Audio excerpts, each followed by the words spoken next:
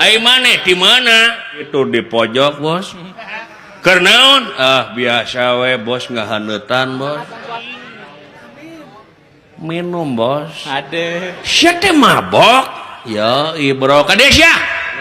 Goreng patut kasebutna sia make jeung nyenyekek botol hareupeun umum jahat. Nyontoan teu hade ka batur sia. Saking lah kumaha abdi hirup-hirup abdi uruskeun mah urusan pribadi tong uruskeun diri abdi, Bos. Lain masalah kitu sia teh. Naon? Ye, dengekeun ku maneh. Aing ngaran-ngaran mabok ku nagara dilarang ku agama diharamkeun deur nyenyekek botol kitu. Doraka campelak. Diri sorangan jadi ruksak. Awak katelang syara ngaran lembur jadi goreng. Cember atuh. Ngageringan awak sorangan. Dengekeun sadul. Susah denge-denge.